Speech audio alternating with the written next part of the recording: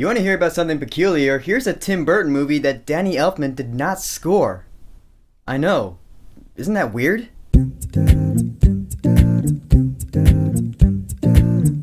Miss Peregrine's Home for Peculiar Children. So Miss Peregrine's Home for Peculiar Children is based off of a children's novel, and everyone's been pretty much calling it Harry Potter meets the X-Men, because that's pretty much what it is. And so the film adaptation is directed by Tim Burton, who's like, I love Tim Burton. I love Tim Burton. It's about this house that's on an island in Wales, where Miss Peregrine, played by Eva Green, takes care of a bunch of children. They all have these special, unique abilities. So one day, Jake, played by Asa Butterfield, gets caught up in the story, and he ends up going to this house and meeting all these people, and gets caught up in adventure, and here we are. I'll say this movie had some things going for it. Like I said, I'm a huge Tim Burton fan. His good movies are really good. He's done some pretty bad movies as well. I'm not denying that. You have a cool world, you have a cool aesthetic, and you have good actors. Eva Green, Samuel L. Jackson's in this movie. But honestly, neither of those actors are going to be remembered for this movie in particular. I'd say if anyone really shines, it would be Asa Butterfield, because he's, he has the most screen time, but honestly, he's not that good in this movie. I actually thought he would be interesting, but he's actually pretty boring, which is kind of sad because they play him up as this, antisocial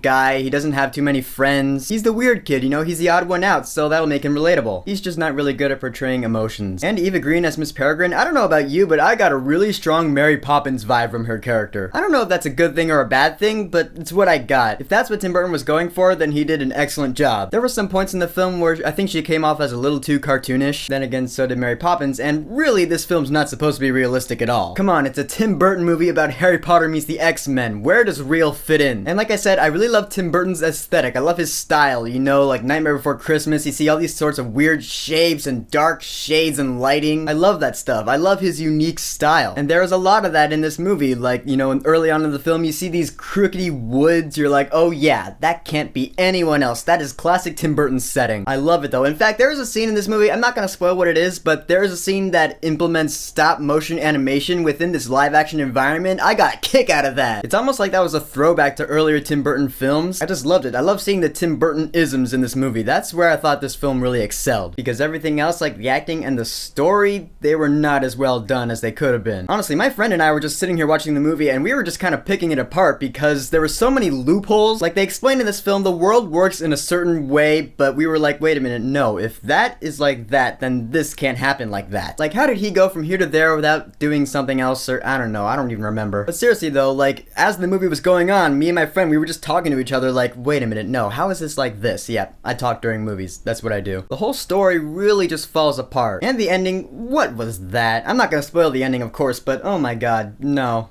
I just don't buy that at all. I did like all the supporting characters though. Yeah, all the peculiar children, I found them pretty interesting. I liked Emma, she was really likable in the film. You really gravitate towards her, which is funny. I guess for the film, she had her powers swapped with another character, Olive. In the film, Olive is a power kinetic. She controls fire, and Emma can float and manipulate air. I guess in the book, their powers were like reversed. So why they were switched for the movie, I don't know. So I just wish this film focused a little more on the peculiar children themselves. I mean, I understand, yeah, you gotta have your main character who doesn't really know where he fits in, so he can be us, so we can be introduced to this world like he is, and we'll go along for the ride with him. But he was just kind of boring. There's no other way to say it, really. And the score, like I said in the intro to this video, it's not Danny Elfman, if you can believe it. Sure sounds like him though. I mean, I'm pretty sure when Tim Burton picked the guys to do the music for this film, he was like, alright, you know how Danny Elfman's music sounds, right? Just try to copy that as good as you can, and good luck. And the music was pretty good, albeit pretty forgettable. It wasn't like Sully's where I felt like it didn't fit, but I don't think there was like a theme. Usually Tim Burton's, Danny Elfman's movies, they'll have musical themes, like Alice in Wonderland, like Beetlejuice, like Nightmare Before Christmas, like Corpse Bride. I feel like if Danny Elfman scored this movie like he should have, then it would have had a musical theme. I don't know what happened there. So Miss Peregrine's Home for Peculiar Children had a cool aesthetic style, but honestly you can get that in a lot of other better Tim Burton movies. It had a pretty boring main character, and like all the other characters were cool, but they didn't have enough screen time, and a story that just rips itself to pieces. I'm sorry, Tim Burton.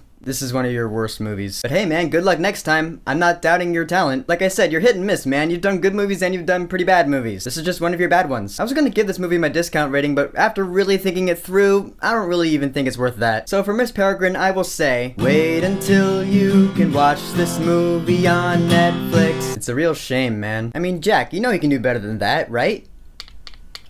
Yeah, see? So as a Tim Burton fan, here's my question for you. What is your favorite Tim Burton movie? For me, I got two, Nightmare and Beetlejuice.